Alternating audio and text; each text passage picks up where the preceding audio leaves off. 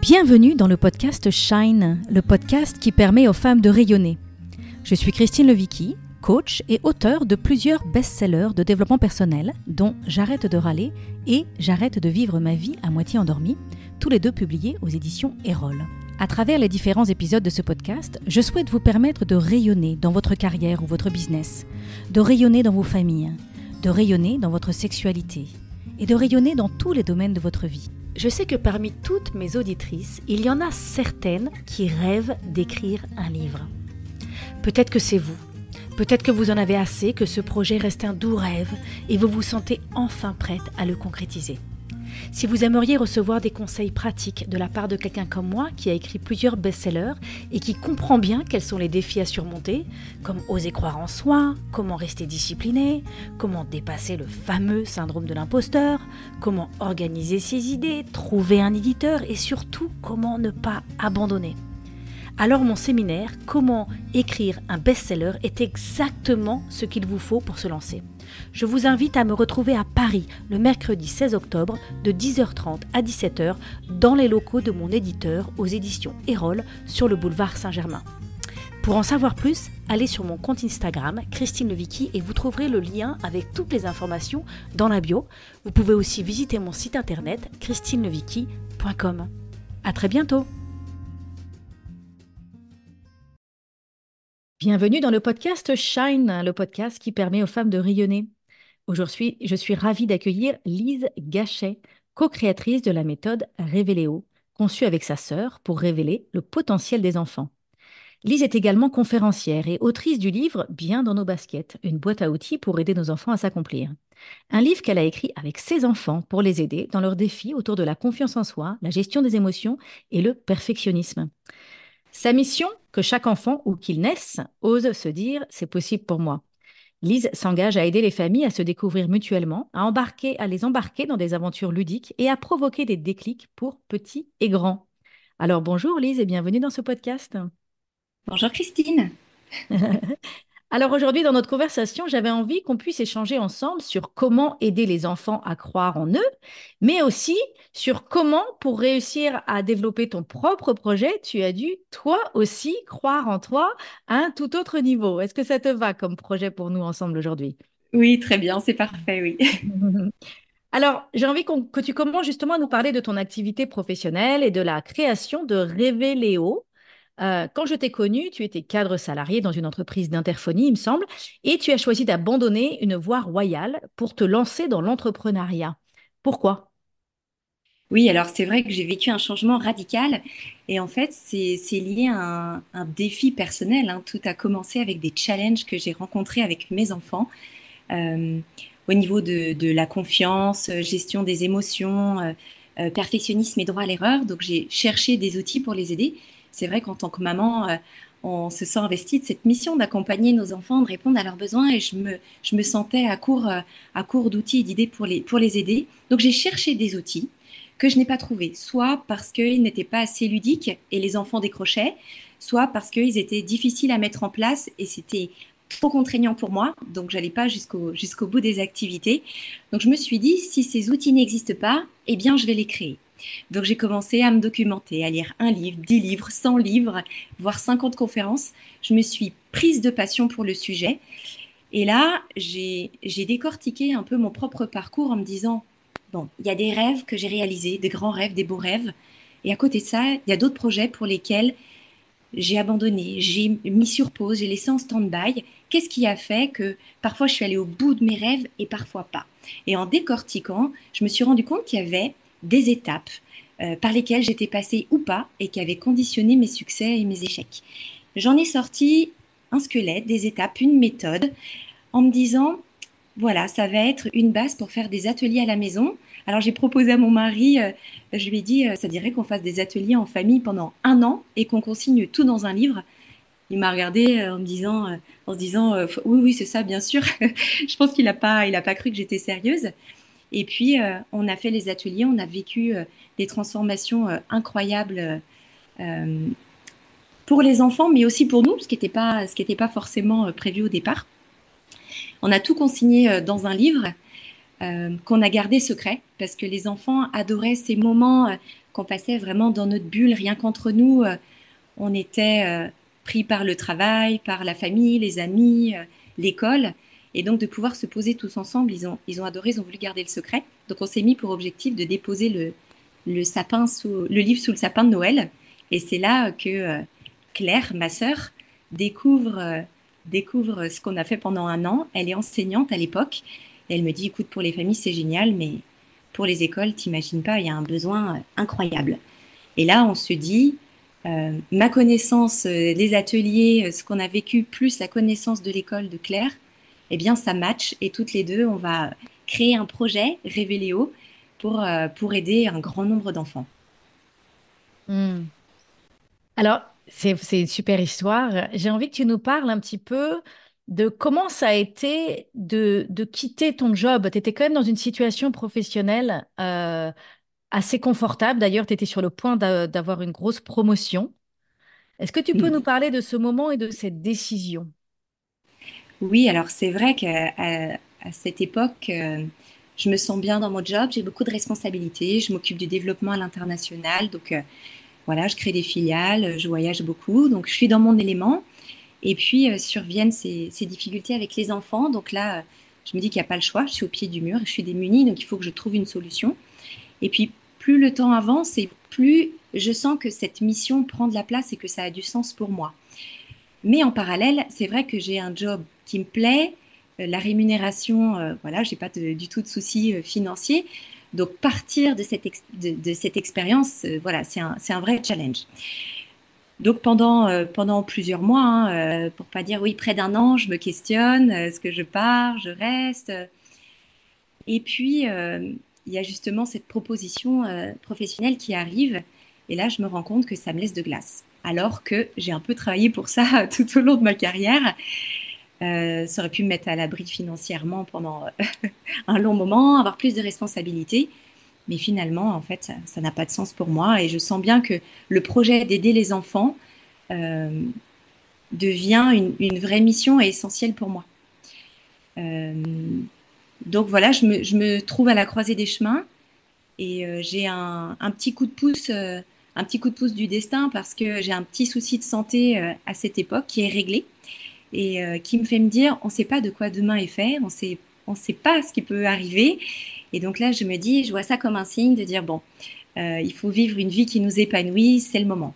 Donc je prépare quand même mon départ, j'informe le président de la société qui, qui a une réaction incroyable, hein, qui me dit, j'ai envie que tu restes, mais j'irai jamais forcer quelqu'un à rester, quelqu'un qui pense qu'il a le projet de sa vie.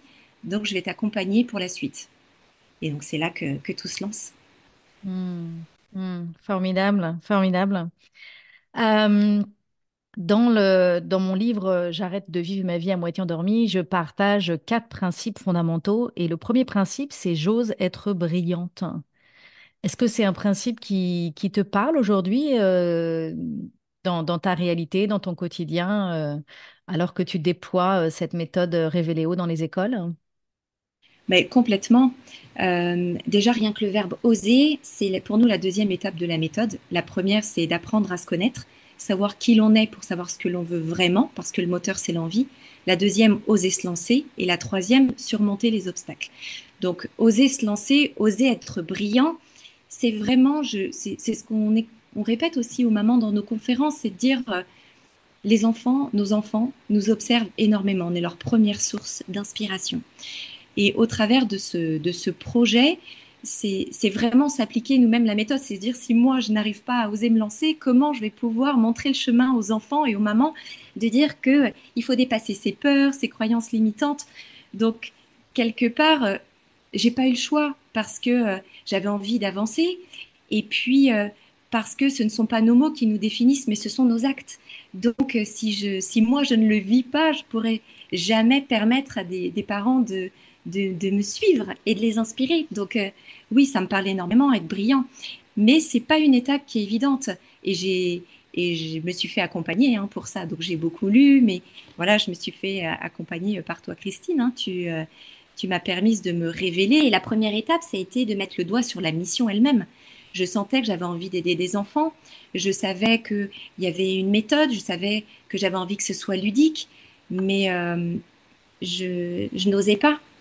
Je n'osais pas être moi-même. Il y avait un syndrome de l'imposteur probablement. Et il fallait clarifier la mission. Parce qu'une fois qu'on a la mission, on se transcende. On se dit, bah, j'ai peur, oui, mais quelque part, c'est pas pour moi que je le fais. C'est pour tous ces enfants à qui j'ai envie de donner une chance de se révéler. Donc, je me rappelle d'un échange qu'on a eu et que je garderai toute ma vie. C'est le moment où tu m'as demandé de parler de mes envies, de mon projet, et tu m'as dit stop. Tu dit, il y a une phrase qui ressort, Lise, que chaque enfant, où qu'il naisse, ose se dire c'est possible pour moi. Et mon corps a réagi. Vraiment, j'ai eu des frissons. J'ai senti qu'on avait mis le doigt sur ma mission c'est comme si toute ma vie, toutes mes expériences, les positives comme les difficiles, m'avaient conduit à ce moment et m'avaient préparé à cette mission. Et là, tu avais vraiment mis le doigt dessus, quoi. Hmm. C'est intéressant ce que tu dis et c'est vrai que merci beaucoup de témoigner de ça. Quand on parle d'oser être brillant, c'est vrai que qu'est-ce que ça veut dire oser être brillant? Ça veut dire oser croire en soi, ça veut dire apprendre à connaître ses forces et ses talents, ça veut dire et puis oser les exprimer au monde. Et effectivement, on est très vite confronté au syndrome de l'imposteur qui nous dit mais qui es-tu pour oser prétendre que tu peux faire ça? C'est n'importe quoi. Et puis on voit tous les gens qui sont déjà en train de briller, on se dit mais moi je suis pas comme eux, j'ai pas autant de bagou, j'ai pas autant de ceci, j'ai pas autant de ça. On voit toutes nos failles, on voit toutes nos faiblesses, on voit tous nos défauts, Mm. on voit toutes nos imperfections. Et donc, c'est pas facile d'oser être brillante. Et surtout qu'on est dans une culture où on nous apprend à être modeste. C'est un peu mal vu d'avoir confiance en soi parce qu'on on a peur très vite que ce soit arrogant. Et puis, on a peur aussi d'être aveuglé, de se dire, ah bah oui, j'ai confiance en moi, mais en fait, est-ce que ça veut dire que je vois pas mes défauts, que je vois pas mes failles? Donc, on peut être vraiment coincé avec ce syndrome de l'imposteur et on peut être coincé dans une impasse de combat avec notre propre ego, en fait. Hein. Est-ce que je dois avoir un ego? Parce qu'il y a le bon côté de l'ego et il y a le mauvais côté de l'ego. Et en fait, comme on n'est jamais sûr de savoir est-ce que je suis du bon côté de l'ego ou du mauvais côté de l'ego, du coup, on Ouais, n'avance pas, on pédale dans la semoule, on se prend la tête, concrètement. Et c'est vrai que c'est ce que j'enseigne et c'est ce que je transmets dans mon séminaire Wake Up, c'est de rattacher ça à une mission et de se dire non, mais oser être brillant, c'est pas juste pour moi, pour me prouver à moi-même que je suis capable d'écrire un livre ou que je suis capable de monter ma boîte ou que je suis capable d'avoir une promotion, ou que je suis capable. C'est pas juste moi avec mon ego, c'est j'active mes forces et mes talents et je déploie le meilleur de moi mm, pour quelque chose de plus grand que moi. Je le mets au service de quelque chose de plus grand que moi. Et toi, aujourd'hui, voilà, la mission de Révéléo, c'est que chaque enfant, où qu'il naisse, ose se dire, c'est possible pour moi. Et donc, toi, tu te lèves le matin et tu te dis, bah, aujourd'hui, moi, Lise, je vais donner le meilleur de moi à ce que je fais. Et c'est parce que ça va servir cette mission. Ça va permettre à des enfants de se dire c'est possible pour moi, quel que soit où ils sont nés, quelle que soit leur famille, quelle que soit leur éducation, quel que soit ce qu'ils ont reçu, euh, ils vont avoir confiance en eux et ils vont se dire c'est possible pour moi. Hmm. exactement. Oui. Hmm. Formidable, formidable. Donc j'ai envie qu'on parle maintenant de la... Est-ce qu'il y a quelque chose que tu voulais rajouter par rapport à ça? Non, ok. J'avais envie qu'on parle de la confiance, l'importance de donner la confiance aux enfants. Pourquoi c'est important de donner la confiance aux enfants? Ah, alors c'est vrai que la confiance, alors c'est un grand sujet parce qu'en plus derrière le mot confiance, il y a plusieurs dimensions, hein. Euh, des fois on dit ah, mon enfant n'a pas confiance. Il y a la confiance de base, donc c'est vraiment le sentiment de sécurité, le fait de se sentir soutenu, ancré, protégé par sa famille, ses parents. Il y a la dimension qui touche à la nouveauté. Est-ce qu'on a peur de faire des nouvelles expériences, savoir rebondir? Il y a aussi ce côté de savoir qui l'on est, de s'affirmer un autre pan de la confiance qui est euh, la relation qu'on peut avoir avec les autres. Est-ce qu'on se compare? Quand on se compare, en plus, on se trouve inférieur. Donc, vraiment, la confiance, elle se distille partout et c'est le premier sujet de préoccupation on va dire, dans le podium des tracas des parents. On retrouve le perfectionnisme, on retrouve les émotions et on retrouve la confiance. Donc, c'est vrai que c'est un sujet qui nous touche tous, adultes, enfants, euh, hommes, femmes, dans des manières plus ou moins prononcées. Mais c'est vrai que c'est un vrai sujet sur lequel les parents et les mamans en particulier, on va se sentir parfois démunis. Alors en plus, il y a un effet miroir qui se joue parce que quand on regarde notre enfant, on se revoit parfois quand on était petit en se disant, oh là là, mais moi aussi, j'avais pas confiance, je disais que j'étais nulle ou que j'y arriverais jamais. Et je me vois dans mon enfant, je sais ce qu'il ressent, je sais par quoi il va passer et j'ai envie de lui éviter ça, j'ai envie de lui faire gagner du temps. Et il y a aussi cet autre effet qui dit, ben, moi, aider mon enfant alors que moi-même, j'ai pas forcément confiance, comment je vais donner des clés à mon enfant? Donc c'est là où nous vraiment on intervient pour déjà pour permettre aux mamans, alors on le dit en rigolant, mais de se lâcher la grappe. C'est ce qu'on dit aussi, qu'il n'y a pas de parents parfaits, il n'y a que des parents qui ont à cœur d'aider leurs enfants, de mieux les comprendre, d'avoir des cordes à leur arc pour les aider. Et ce dont un enfant a besoin, ce n'est pas d'un parent parfait, mais c'est d'un parent qui va être là pour lui, qui va, qui va, qui ne cessera jamais d'essayer de l'aider. C'est ça qui va faire du bien à un enfant. Et donc, l'importance de donner confiance à son enfant, c'est lui donner des clés pour s'épanouir dans la vie. C'est ce qui va lui donner l'élan de se lancer. C'est ce qui va lui permettre de rebondir. C'est ce qui va lui permettre d'avoir des relations euh, harmonieuses, durables avec les autres et d'avancer dans la vie et de s'épanouir. C'est Mm. vraiment le sujet fondamental sur lequel tout repose. Oui, moi, ce que j'ai appris en tant que maman de trois enfants, c'est que les moments où j'ai peut-être le plus, une des choses que j'ai pu faire qui a peut-être le plus contribué à donner confiance à mes enfants, c'est que j'ai osé être vulnérable avec eux. C'est-à-dire que Mm. moi, j'ai osé ne pas être parfaite et leur montrer mes peurs. Donc, par exemple, quand j'écris un livre ou quand je lance quelque chose de nouveau, un nouveau programme ou quand je prends des risques dans mon activité professionnelle, et que j'ai peur et que je doute, je leur en parle en fait. Et je leur dis, ah ben là, en ce moment, je suis en train de faire ça et j'ai peur de pas y arriver, ou ça m'inquiète, ou ouah, je prends un risque, j'espère que ça va marcher. Enfin, donc je leur montre que Mm. j'avance dans ma vie malgré mes peurs, malgré mes doutes. Parce qu'en fait, c'est ça la confiance en soi. Je crois que la confiance en soi, ça n'est pas que je doute plus de moi, ça n'est pas que je n'ai plus de syndrome de l'imposteur. Ça veut dire que j'ai encore le syndrome de l'imposteur, j'ai encore mes doutes, j'ai encore mes peurs et je ne les laisse pas déterminer ma destinée en fait. Donc j'apprends à traverser la zone de turbulence, j'appelle ça une zone de turbulence, cette zone de mes peurs, cette zone de sortie de zone de confort en fait. J'apprends Oui.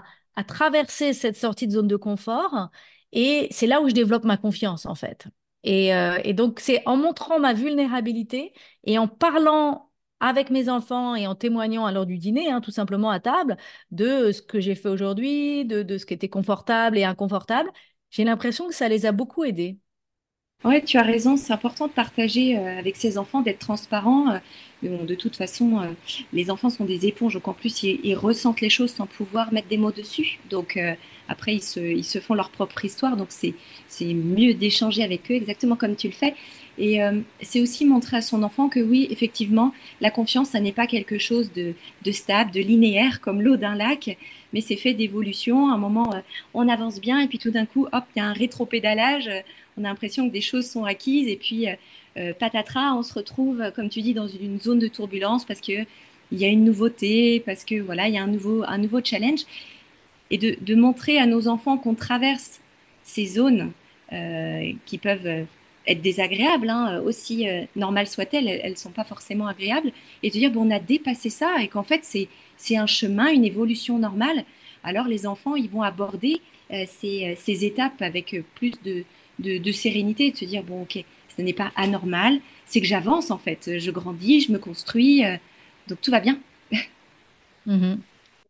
Ce qui me vient aussi, alors moi j'ai des enfants un peu plus grands, c'est que en tant qu'enfant, moi je me souviens quand j'étais enfant, on a souvent cette idée que les adultes, eux, ils ont confiance en eux, les adultes, eux, ils ont tout compris, les adultes, eux, c'est bon quoi, ils savent, ils maîtrisent, ils contrôlent. Et en fait, c'est pas vrai du tout.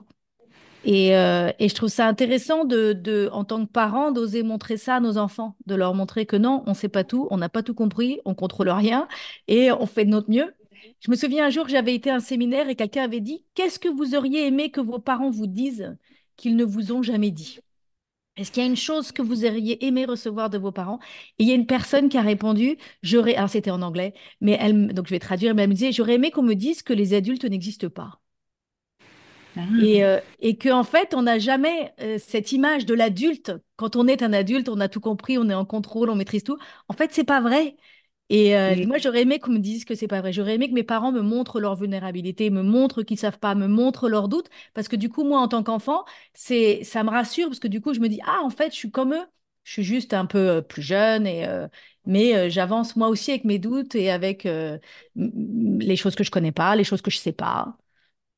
Mais c'est aussi pour ça qu'on fait des programmes pour les familles. C'est vrai qu'on aurait pu faire le choix d'accompagner uniquement les enfants ou uniquement les mamans. Mais on fait des programmes pour les familles parce que justement, les messages passent pour tous. Finalement, tout le monde prend ce qu'il a à prendre et tout le monde évolue au travers des activités.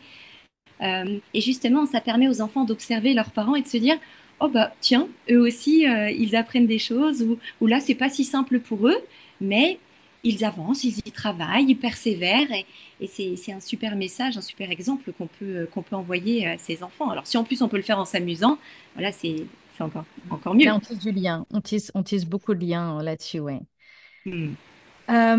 Alors, comment est-ce qu'on peut, quels sont les signes qu'un enfant manque de confiance en lui? Et comment est-ce qu'on peut les identifier en tant que parent ou en tant qu'éducateur? Alors c'est vrai que bon, il y a des enfants qui vont l'exprimer clairement par les mots, hein. On va entendre j'y arriverai pas, je suis nulle, je veux pas aller à cette fête parce que je ne connais personne. Donc ça, il y a des enfants qui vont l'exprimer assez facilement. Donc là, on va pouvoir les accompagner sur le sujet. Parfois, ce sont des mots physiques, hein. On va avoir des enfants au niveau du sommeil, de l'alimentation, qui sont anxieux, voilà, qui bougent sur leur chaise. Il va y avoir ces signaux-là aussi qu'on va pouvoir capter. Donc vraiment, c'est de maintenir l'échange. L'échange. L'école aussi remonte des informations. Il y a beaucoup de choses qui se jouent à l'école, hein, notamment sur. Je vois, nous, on travaille sur les intelligences des enfants. C'est vrai qu'à l'école, on est beaucoup évalué sur les intelligences verbales et linguistiques, le français, les maths, la logique. Et pourtant, on a une palette d'intelligence qui est bien plus large et qui est pas forcément valorisée à l'école. L'intelligence interpersonnelle, par exemple, pour moi, il est facile d'aller vers les autres, de créer des liens, de discuter. Et ça me sert énormément aujourd'hui dans mon quotidien. Et pourtant, quand j'étais enfant, je n'avais pas confiance parce que personne m'avait dit que c'était une force. Donc, c'est vraiment au travers de l'école aussi, on peut capter des choses et surtout, on peut essayer de faire en sorte que les enfants reprennent confiance en mettant vraiment l'accent sur leurs forces, en trouvant, en comprenant la manière dont ils fonctionnent et de pouvoir leur donner des clés, des outils qui vont vraiment répondre à leurs besoins. Et alors, quelles sont les choses qu'on peut faire pour renforcer la confiance en soi chez l'enfant au quotidien? Alors, pour la confiance, disons, de base de son enfant, la première chose, alors ça peut sembler être une porte ouverte, mais c'est de lui montrer qu'on l'aime inconditionnellement. Inconditionnellement, c'est quoi? C'est quoi qu'il dise, quoi qu'il fasse, il saura qu'on est toujours là pour lui. Donc là, ça passe par le fait, la première chose, c'est de lui dire qu'on l'aime. Alors après, on peut le dire par la parole, on peut écrire des petits mots, des post-it, ça passe par le toucher, les papouilles. Alors là, si vous avez des ados, vaut mieux choisir le bon moment. Donc, le toucher, ça va être par les rituels. C'est d'avoir des moments vraiment tous ensemble dans lesquels chacun va pouvoir trouver sa place, avoir le plaisir de se retrouver. Ça va être de porter son attention vraiment sur son enfant, que l'enfant sente notre regard sur lui et qu'il sente qu'il est important pour nous. Tout ça, ça va gonfler sa confiance. Et puis après, c'est vraiment de lui permettre de savoir qui il est, sans aucune forme d'influence. Euh, Est-ce que dans ses goûts, le questionner dans ses goûts, le questionner dans quelles sont les personnes qui l'inspirent, quels sont ses rêves. Alors c'est vrai que les enfants sont tentés de copier sur les copains parce qu'ils ont envie d'appartenir au groupe ou de faire plaisir à papa parce qu'il aime un certain sport, le foot, et qu'il a envie de créer ces moments avec lui. Donc c'est permettre aux enfants de dire ben, tu es différent et tu as le droit.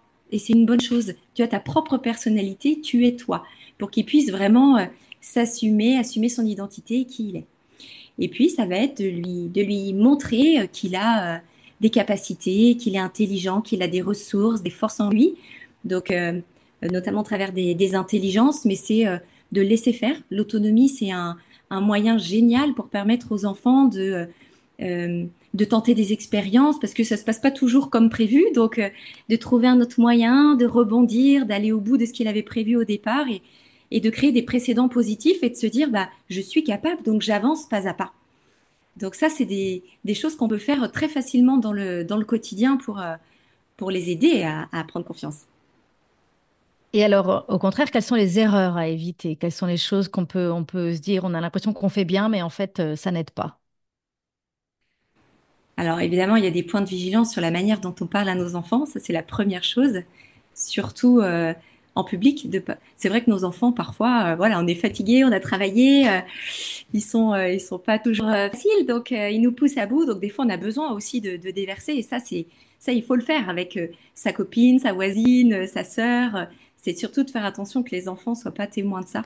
C'est tellement déjà difficile pour eux d'entendre quelque chose de négatif à leur égard. À leur égard, alors d'imaginer que ça soit partagé. Donc, vraiment attention à la manière dont on parle à nos enfants et dont on parle d'eux. Euh, Après, je dirais que je repense à l'autonomie, c'est que parfois on est pris dans des habitudes et il nous vient pas à l'idée de les laisser faire. Euh, et ça, on n'a pas une intention de mal faire et pour autant, on les aide pas à créer leurs propres expériences. Parce que moi, ma première excuse, c'était de dire, bah, on n'a pas le temps. Alors c'est vrai que le matin, quand il faut entreprendre des nouvelles choses, c'est pas toujours simple. Mais peut-être d'imaginer, de tenter des nouvelles choses le soir, le week-end, et puis quand on les laisse faire, eh bien, on se dit quand même que si on l'avait fait nous-mêmes, ben, ce serait quand même bien mieux fait. Donc, je sais pas, je prends l'exemple du sapin de Noël, par exemple. On les laisse faire, on est quand même, bon, on est quand même un bon nombre de parents à repasser derrière, parce que c'est pas fait super. Donc c'est vraiment de pouvoir aussi se dire, ok, ça sera pas fait exactement comme moi je l'aurais fait, comme je l'avais imaginé, mais si je le laisse pas faire, il pourra pas apprendre. Donc c'est de les laisser expérimenter.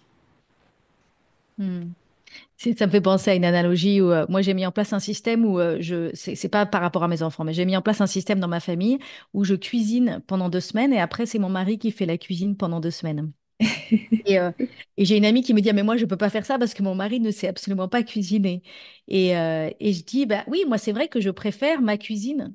Et en même temps, avec le temps, bah, mon mari apprend à cuisiner et Mm. développe la compétence. Moi, cette compétence que j'ai développée depuis des années parce que c'était moi qui le faisais tout le temps, faut aussi lui laisser le temps à lui de développer la compétence. Et si moi, je veux pas cuisiner tout le temps, si je veux partager cette responsabilité, faut bien que je laisse l'autre personne faire à sa manière et trouver ses propres repères et que j'accepte de pas manger ce que moi j'aurais fait à manger.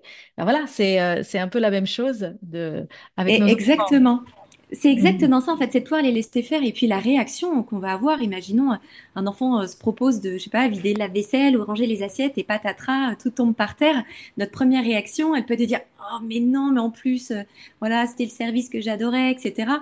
Donc l'enfant, déjà, il a sa propre culpabilité. Donc c'est vraiment d'être dans la recherche de solutions et de dire, OK, les assiettes sont tombées, qu'est-ce qu'on aurait pu faire pour éviter, ou la prochaine fois, comment on pourrait faire en sorte que ce soit différent. Peut-être pas prendre 6 assiettes, ça faisait lourd. Peut-être de ranger bah, les bibelots qui traînent par terre, parce que sinon on n'aurait pas glissé dessus. Donc Mhm. vraiment d'être dans la recherche de solutions, comme si ça faisait partie du processus et que c'était classique et normal. Mhm. Mhm. Super. Alors, pourquoi est-ce que toi, tu as voulu intervenir dans les écoles? D'où te vient ce désir? Bon, évidemment, il y a ta sœur qui était professeure, mais parle-nous de cette aventure d'aller animer ça et d'aller animer des ateliers dans les écoles. Pourquoi ça fait sens pour toi? Bah, c'est vrai que moi j'avais commencé avec mes enfants, donc d'aller vers la famille, ça semblait être le chemin le plus logique. Et puis par rapport à la mission, quand on a défini la mission, quand on s'est dit chaque enfant où qu'il naisse, on s'est dit, bah, notre famille, à nous, Claire et moi, est-ce que nos parents seraient allés vers des outils comme cela? Peut-être pas. Donc super, il y a des familles qui ont vraiment à cœur d'accompagner leurs enfants, mais tous les enfants n'ont pas cette possibilité, cette chance. Donc on s'est dit comment on fait pour toucher un enfant qui n'est pas dans un environnement vraiment bienveillant, positif, ou qui n'a pas l'impression que l'enfant a besoin d'être aidé. On s'est dit, mais tous les enfants vont à l'école. Donc, on va aller dans les écoles et on est sûr de pouvoir toucher tous les enfants, y compris ceux dont les familles n'iraient pas vers nos programmes. C'est pour ça qu'on a commencé par les écoles. Et puis finalement, quand on allait dans les écoles, les enseignants nous ont dit, bon, on a envie de faire revenir les parents au sein de l'école et de travailler main dans la main avec les familles. C'est comme ça qu'on a commencé à faire des conférences et à parler de la confiance et parler de notre méthode aux parents. Et de fil en aiguille, les parents nous ont dit, les enfants reviennent ravis, transformés des séances. Ils nous disent qu'ils se sont amusés, qu'ils ont appris beaucoup de choses sur eux. Nous, on aimerait vivre ces histoires et ces aventures avec nos enfants. Pourquoi est-ce que vous ne faites pas des programmes pour les familles? Et c'est comme ça qu'on en est venu à lancer des programmes pour les familles. Mais finalement, dans un second temps, on est d'abord allé vers l'école par rapport à notre mission. Hmm. Et qu'est-ce que vous avez pu observer? Parle-nous de ces ateliers que vous animez dans les écoles. Comment ça se passe? Et qu'est-ce que vous remarquez qui change chez les enfants, mais aussi qu'est-ce que les profs vous racontent et vous disent? Alors c'est vrai que dans les écoles, on intervient en présentiel dans l'ouest de la France et on intervient au travers du digital. On a des programmes digitaux, parce que c'était ça en fait, on a vu des transformations en local et on s'est dit mais comment faire pour toucher un enfant qui est à Marseille, à Paris ou en Belgique. Donc c'est comme ça qu'on a lancé le digital pour cette raison. Donc en fait, on a des programmes qui sont trois programmes qui sont sur la thématique de je suis unique. C'est vraiment la première partie de la méthode, apprendre à se connaître. Donc c'est de permettre aux enfants de découvrir qui ils sont vraiment à l'intérieur. On prend l'image d'un coffre au trésor et on leur dit voilà les enfants, vous êtes un coffre au trésor. Il y a ce qu'on voit à l'extérieur, donc on part des caractéristiques physiques et on leur dit mais donc vous êtes différents. Alors vous avez des cheveux longs, bruns, des cheveux marrons, etc. Bon, on parle de leurs caractéristiques et on leur dit maintenant on va aller voir ce qu'il y a à l'intérieur de votre coffre. Et qu'est-ce qu'il y a à l'intérieur? Donc ce sont vos goûts, ce sont vos talents, ce sont les personnes qui vous inspirent, vos rêves et on va aller chercher creuser au fur et à mesure toutes ces informations-là. Donc c'est toujours de manière ludique, on leur, euh, on leur fait des petits jeux. En fait, on a des vidéos interactives qui sont visionnées dans la classe, qui sont très courtes, dans laquelle il y a des personnages qui discutent avec les enfants au travers de l'écran, qui les embarquent dans une aventure. Et puis, on lance des activités sur lesquelles ils vont avoir à travailler, à faire des choix, que ce soit sur les goûts, les rêves, toujours d'une manière amusante. Parce que un enfant qui s'amuse, c'est déjà un enfant motivé. Et les enfants, en fait, viennent pour vivre une aventure fantastique. Et finalement, ils n'ont même pas conscience qu'ils travaillent des notions qui sont essentielles. Et on le voit, les enseignants nous partagent justement les déclics et les transformations, aussi bien sur la vie, la vie au sein du groupe, la tolérance, parce que quand on apprend à se connaître et qu'on assume d'être différent, on est plus enclin à accepter la différence chez l'autre. Donc ça sert vraiment la vie de classe, la vie de groupe. Et puis chacun individuellement qui va dire, OK, je suis unique, moi, je suis... alors on parle d'intelligence, on parle de fleurs, donc j'ai une grande fleur visuelle et spatiale. Je suis vraiment douée dans le dessin, je suis vraiment douée lorsqu'il y a des tableaux. En revanche, j'ai une petite fleur jaune et c'est OK. Quand il s'agit de la lecture, c'est plus difficile pour moi, mais dans tous les cas, j'ai un joli bouquet. Ma petite fleur jaune, je vais avoir besoin de faire plus d'efforts. Je vais avoir besoin peut-être de demander de l'aide. Mais c'est OK parce que j'ai d'autres forces et dans d'autres domaines, je suis douée et je vais pouvoir aider les autres. Donc des enfants qui vont se décomplexer et qui vont aussi pouvoir se rendre compte qu'ils ont des choses à apporter aux autres. Donc ça les libère. Hmm. Donc vous animez des ateliers, vous animez combien d'ateliers dans les écoles? Quand vous arrivez dans une école, ça se passe comment? Alors en présentiel, on anime trois ateliers et il y a des séances clés en main pour les enseignants qui font en toute autonomie à côté. D'accord. Quand on a commencé, Soit vous animez, soit les enseignants peuvent animer eux-mêmes. C'est ça? exactement. C'est vrai qu'en local, on anime et ils ont des séances clés en main, mais en digital partout en France, ils sont en autonomie, ils ont accès aux vidéos, aux séances qui sont interactives. Hmm. Est-ce que tu peux nous témoigner d'un moment marquant que tu as peut-être vécu en animant ces ateliers? Oui, j'ai le souvenir dans une classe Ulysse. Donc une classe Ulysse, ce sont des enfants avec des profils atypiques, particuliers, qui très tôt dans leur vie ont compris qu'ils étaient uniques et, euh, et qui manquent beaucoup de confiance et d'estime. Et dans cette classe, on a un jeune garçon qui était vraiment renfermé sur lui-même, voilà, qui avait beaucoup de difficultés, à qui on a remis un badge «Je suis unique». Et quand on a remis le badge, il a crié «Je suis unique». Et vraiment, il y avait une émotion dans la voix. Et avec Claire, on s'est regardés toutes les deux. On a commencé à être très très émus parce que on connaissait l'histoire de ce petit garçon qui voit beaucoup de spécialistes, qui trouve pas sa place, qui a l'impression que rien n'est possible pour lui et qui a crié «Je suis unique». Et il y a eu un avant-après. Les enseignants nous ont partagé, voilà, dans leur quotidien, des transformations, une ouverture qu'il a pu avoir, des rêves qu'il a pu formuler, qu'il n'aurait jamais pu formuler avant. Et c'était incroyable, incroyable. Mhm. Mhm. Donc, vous animez trois ateliers en entreprise. Donc, tu disais les trois principes, c'est ça, les trois piliers, c'est apprendre à se connaître, oser. Oui, la méthode, c'est apprendre à se connaître, oser se lancer et surmonter les obstacles. D'accord. OK. Parce qu'une fois qu'on a son rêve et qu'on a osé faire ce premier petit pas et dépasser ses peurs ou poser un plan d'action, bah, le chemin est pavé d'obstacles. Donc c'est permettre aux enfants d'avoir les ressources en eux pour dépasser les difficultés et aller au bout de leurs envies. Donc on va travailler sur les émotions, le perfectionnisme et le droit à l'erreur, la psychologie positive. On va leur donner des clés pour être forts dans leur tête. Hmm, hmm. Génial, génial, génial. Donc, il y a les ateliers à l'école et il y a les ateliers pour les familles. Comment ça se passe, les ateliers pour les familles? Alors pour les familles, ce sont des ateliers, des programmes digitaux. Donc en fait, un programme, on se connecte sur une plateforme, on a accès à des vidéos qui lancent des activités. On imprime un petit livret qui va servir tout au long de l'aventure. Et en autonomie, donc on choisit, il y a des séances de 5 minutes, de 10 minutes, de 30 minutes. On embarque la famille.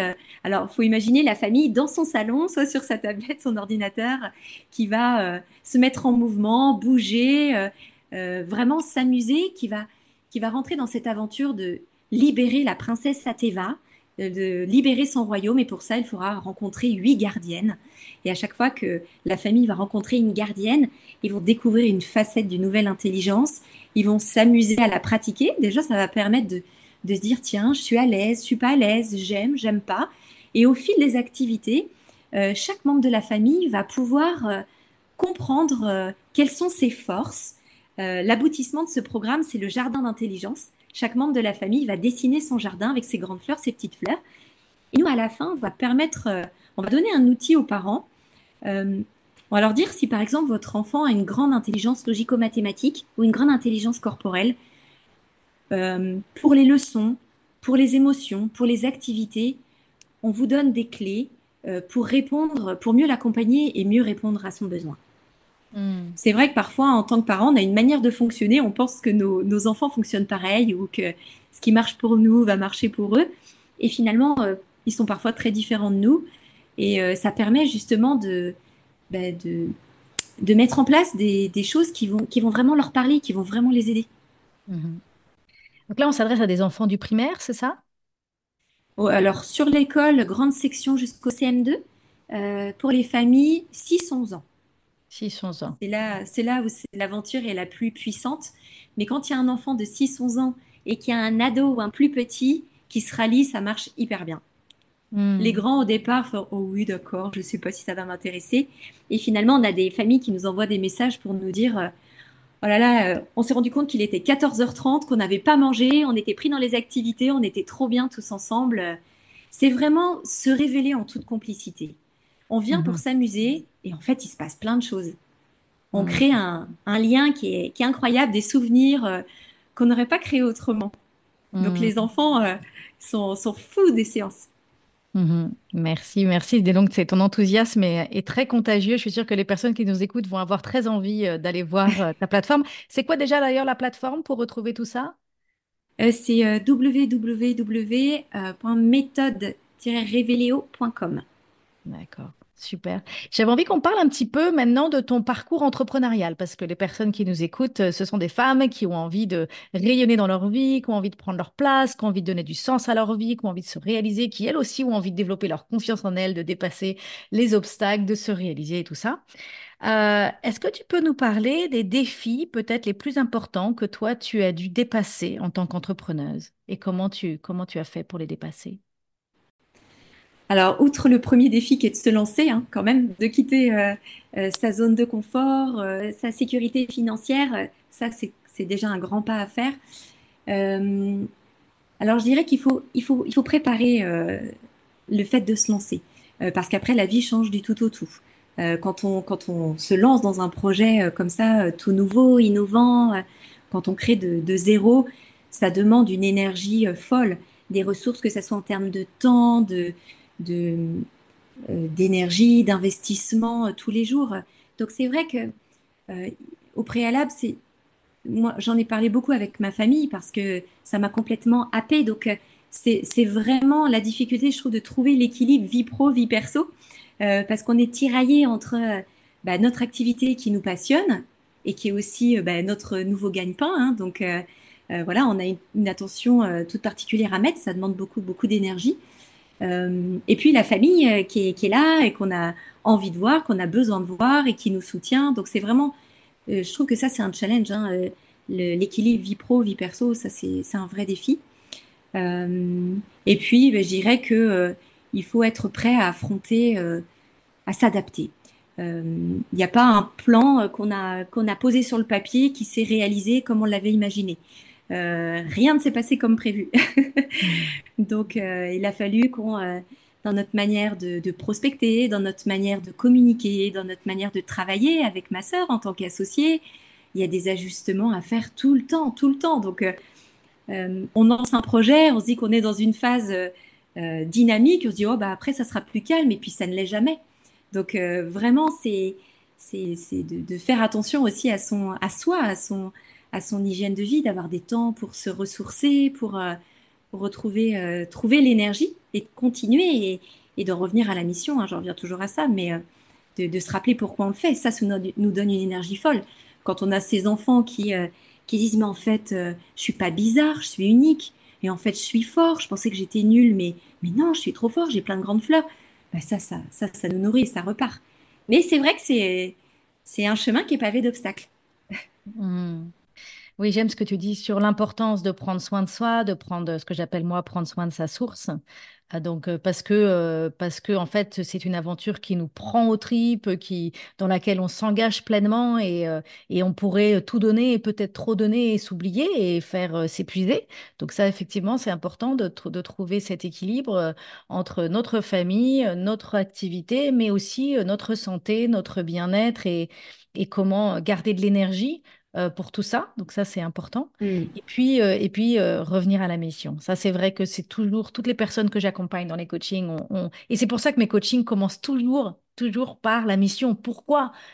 Pourquoi tu Mm. fais ça? Et de toujours se dire, si je dois démarrer un projet, si je veux un changement dans ma vie, les personnes qui nous écoutent dans le podcast, si vous sentez que vous avez envie de changer quelque chose, ce soit changer de job, ou changer de région, ou si vous voulez quitter quelque chose pour créer quelque chose d'autre, ben, posez-vous vraiment la question de est-ce que je suis en train de créer ce que je veux vraiment créer, quoi? Est-ce que c'est... Parce que quand on est en train de faire exactement ce qu'on a envie de faire et qu'on sent que ce qu'on est en train de faire, ça fait sens pour nous, ben ça, c'est source d'une énergie, c'est Mm. source d'une motivation, il n'y a plus rien qui peut nous arrêter. Mais c'est vrai qu'on se découvre des ressources insoupçonnées et l'entrepreneuriat, c'est la meilleure école de développement personnel parce qu'on est confronté à nos doutes, à nos peurs, d'échouer, de manquer d'argent, du regard des autres. Ça vient nous chatouiller sur toutes nos peurs, toutes nos croyances. Donc ça nous fait grandir énormément. Je me souviens d'ailleurs dans nos coachings, tu parlais de tes craintes de faire des conférences et là, manifestement, tu fais des conférences. Oui. Alors, c'est vrai que j'avais quand même la phobie de parler en public, hein, il y a plusieurs années. Donc, aujourd'hui, là, je me retrouve devant un auditoire à l'aise. Ouais, je me dis quel chemin parcouru.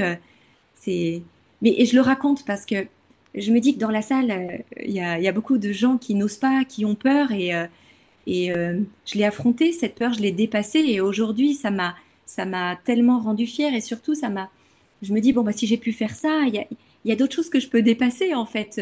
La seule limite, c'est moi. La seule limite, c'est moi. Donc, bon, bah, allez, je ne m'écoute pas, je fais taire cette petite voix que j'appelle le petit saboteur là. Donc, je lui Mhm. demande de se taire et puis j'avance. Et puis, Mhm. j'avance. Mhm. En quoi qu'est-ce qui marche et qu'est-ce qui peut être compliqué dans le fait de collaborer avec quelqu'un d'autre et notamment avec un membre de ta famille? Mais c'est vrai que parfois, quand on se lance, on peut vouloir se lancer seul ou on peut vouloir se lancer avec quelqu'un. Et là, en plus, toi, tu t'es lancé avec ta sœur. Donc, est-ce que tu aurais des recommandations ou des témoignages à faire par rapport à qu'est-ce que ça apporte, mais aussi qu'est-ce qui peut être difficile, des choses auxquelles il faudrait anticiper ou qu'est-ce qui est important? Ben, je dirais que la chance qu'on a avec Claire, c'est que on est sœurs, mais on est très différentes. On est très complémentaires. L'une de nous aime être dans l'ombre, l'autre dans la lumière. Euh, L'une est très cartésienne et posée, et l'autre est tout feu tout flamme et méga créative. Et ça, sur quasiment, à part nos valeurs vraiment qui nous rapprochent, on est vraiment très différentes. Ce qui fait qu'on a quand même ce point d'ancrage que sont nos valeurs et la mission. Là-dessus, on est vraiment en phase et au clair. Après, pour le reste, ce qui est génial, c'est qu'elle va m'apporter énormément. On va pouvoir s'appuyer l'une sur l'autre parce qu'on va aller chercher chez l'autre des compétences que l'on n'a pas forcément. Donc, je crois vraiment que la complémentarité, c'est le secret de notre duo. Et le fait qu'on soit sœurs, c'est une chance parce qu'on se connaît vraiment très bien. On sait qu'on peut tout se dire. On a la chance de gagner du temps, je pense, parce que on sait qu'on s'aime infiniment et qu'on voudra jamais se faire de mal. Donc, on peut se dire les choses assez rapidement, sans prendre trop de détours. Et on sait que voilà, c'est bienveillant et on avance. Donc, je pense que ça nous fait gagner beaucoup de temps. On se connaît très bien, donc ça se passe super. Hmm. Génial, génial. Merci beaucoup. Donc, on arrive à la fin de cet épisode, Lise. Est-ce qu'il y a quelque chose qu'on n'a pas abordé, un thème que t'aimes particulièrement, sur lequel tu aimes particulièrement témoigner? Est-ce que tu aurais un mot de la fin pour nos auditrices qui nous écoutent?